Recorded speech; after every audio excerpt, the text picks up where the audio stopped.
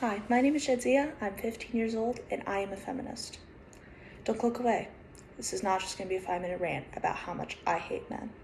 There's so much more to feminism than that, and I'm here to show you that. I know you may be saying, but wait, I thought all feminists hated men. That is not true. Obviously not true. We don't hate men. That doesn't make any sense. Stop it. We don't hate men because feminism is about equality for the sexes. Not women being above, not men being above, equality. Feminism is not only a political movement, but is also an ideology. I mean, you could even say Plato was a feminist, way before the political movement was a thing, because he believed that women should be warriors. I agree. I mean, does she not look like a warrior to you? And now you might be saying, well, women are equal to men already, so we don't need feminism. We already have achieved that. That's so untrue. There might be equal in the eyes of the law, but they're not equal in the eyes of society. And that's what I want to tackle today. How do we make women equal and why we need feminism? We need feminism because sexual assaults are rising every single day and sexism is accepted in the society more than ever, and nobody realizes. I'm sure you've heard this statistic 1,000 times. 1 in 5 women are sexually assaulted in their life. Well, here's a few more because it's not just that. 1/3 of sexual assault victims are under the age of 12. So that's a child. A child. 36% of women require medical attention after they have been injured during rape. And 80% of all rape victims suffer from trauma, physical trauma. Survivors of rape are 13 times more likely to attempt a suicide. And that doesn't even scratch the surface. The problem is that the people who do these crimes don't get sentenced. 21% of rapists are never sentenced, and 24% that are sentenced only get up to 11 months in a county jail. Society has neglected sexual assault victims by doing this.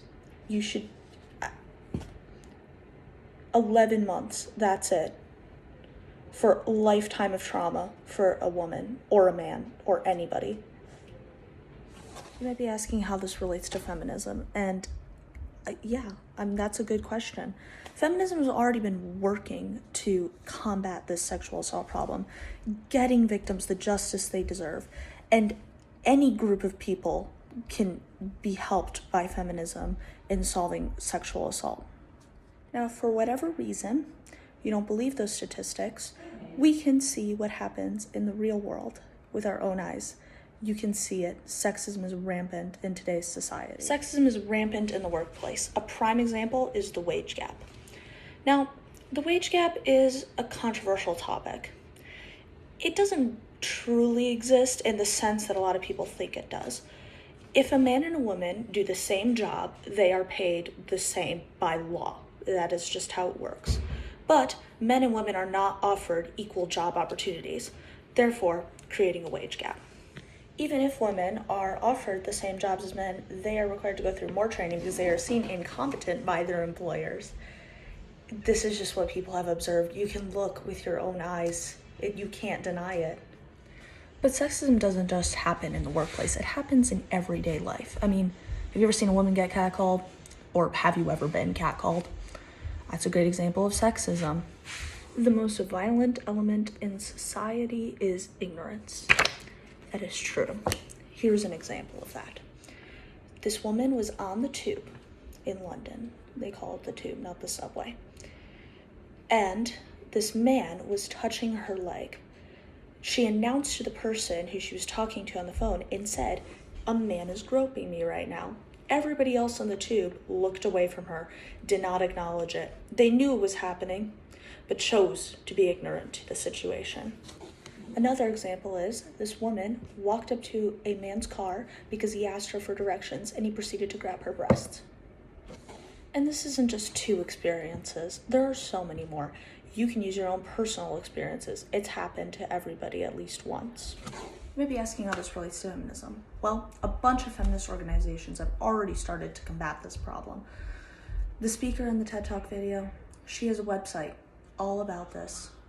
shares women's stories, and helps combat everyday sexism. Now that we have recognized that sexual harassment and sexism is a problem in society, we need to figure out the root of that problem, and that is young boys being taught that sexism is okay by older men. We've all heard the phrase, oh, boys will be boys, or it's just locker room talk, let it go. This quote-unquote locker room talk can be very harmful to these boys because they might think it's okay to do these things outside of the locker room, basically. It leads to this, to be cool. They want to be cool. In order to combat this problem, we need to get boys to think for themselves. One boy was found saying that having sexual experiences with a girl was cool. And then a woman asked him, why? Who told you that? It made him think for himself. And that's a very powerful thing. He thanked her because nobody ever let him think for himself. He just had to follow the herd. And that is where we can start fighting this problem, is with young boys. We need to teach them to think for themselves and not just follow what other people do. Another way to fight this problem is to teach kids feminism in school. Kids need to learn things through a feminist lens because they are society's future. We need to fix this problem of sexism in society. You can't keep going like this. A teacher explains that they don't teach things from a feminist view because feminism views women as good and men as bad. This is untrue. I've already talked about this earlier. Feminism is about equality, and if you're not teaching equality to your students, then they will never believe in equality. You can't just expect them to think everything's going to be equal with all these other things coming at them that society's told them that people aren't equal. While there are clearly many reasons that feminism is relevant, a lot of people do in fact disagree. In a very well done speech, Betsy Caro describes that she doesn't like feminism because of the word. It subscribes to the idea of a gender binary, and she does not like it. After watching her video, I noticed quite a few things. First of all, she does believe in feminism. The idea of feminism is ingrained in her brain. She believes in equality for all the sexes and genders alike. So by her saying that she's not a feminist, she's being counterintuitive. She wants what everybody in the feminist movement wants, but doesn't want to put that label on it for whatever reason. And I think a lot of people think like her. They're not sexist. They don't believe that men are greater than women. They just don't want to put the word feminism on it. Feminism already has a strong foundation. I mean, look at this. This is feminism right here. This is a feminist rally. And to just ditch the movement completely because you don't like the word is a bad plan. And yes, Caro makes great points in her argument, but we don't have time to find a new word. We have to act now. To conclude, feminism is still relevant because of rising sexual assaults and everyday sexism. You don't have to be a liberal or even a woman to be a feminist. You just have to believe in equality, which I think most people can get behind. So this begs the question, why are you not feminist?